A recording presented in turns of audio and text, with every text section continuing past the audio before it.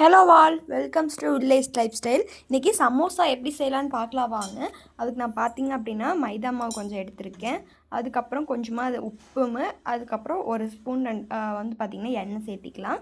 அதுக்கப்புறம் இது மாதிரி கொஞ்சமாக தண்ணி ஊற்றி நல்லா இப்படி கைப்பட நல்லா பிணைஞ்சு எடுத்துக்கலாம். எடுத்து வச்சதுக்கப்புறம் ஒரே கப்பில் பார்த்திங்கன்னா ஒரு 2 டேபிள் ஸ்பூன் வந்து மைதா மாவு போட்டு கொஞ்சமாக தண்ணி ஊற்றி இது மாதிரி நல்லா கலக்கி வச்சுக்கலாம். எதுக்கு அப்படின்னா அதோட பேஸ்ட் வந்து போடுறதுக்காக. அதுக்கப்புறம் பார்த்திங்க அப்படின்னா இது மாதிரி கொஞ்சமாக மாவு எடுத்து நல்லா திரட்டி அதுக்கப்புறம் இது மாதிரி நீளமாக வந்து பார்த்திங்கன்னா கட் பண்ணி வச்சுக்கலாம். சீட் மாதிரி கட் பண்ணி வச்சதுக்கப்புறம் ஒரு தோசைக்கல்லில் நல்லா சூடேறினதுக்கப்புறம் பாதி மட்டும் வெந்தால் போதும், ஃபுல்லாலாம் வேகக்கூடாது. இது மாதிரி பார்த்திங்க அப்படின்னா பாதி மட்டும் வேகணும். வெந்ததுக்கப்புறம் எடுத்து தச்சுக்கலாம்.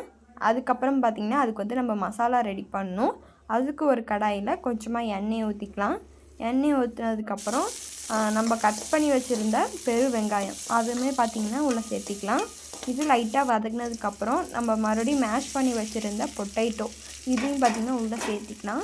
சேர்த்துனதுக்கப்புறம் ஒரு கலரிட்டு அது கூட பார்த்திங்கன்னா கொஞ்சமாக வந்து மஞ்சத்தூள் சேர்த்திக்கலாம். அதுக்கப்புறம் சிக்கன் மசாலா, அதுக்கப்புறம் பார்த்திங்க அப்படின்னா கறி மசாலா, கொஞ்சமாக மிளகாய்த்தூள், இது அதுக்கப்புறம் லாஸ்ட்டாக பார்த்திங்கன்னா கொத்தமல்லி தழை போட்டு இறக்கி வச்சுக்கலாம்.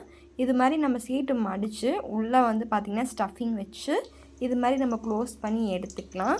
எடுத்துவதுக்கப்புறம் பார்த்திங்கன்னா நல்லா எண்ணெய் வந்து ஏறினதுக்கப்புறம் கொஞ்சம் கொஞ்சமாக போட்டு இது மாதிரி பொரித்து எடுத்திங்க அப்படின்னா டேஸ்டியான சமோசா வந்து ரெடி. நீங்களும் ட்ரை பண்ணி பார்த்துட்டு எப்படி இருக்குன்னு கமெண்ட்டில் சொல்லுங்கள்.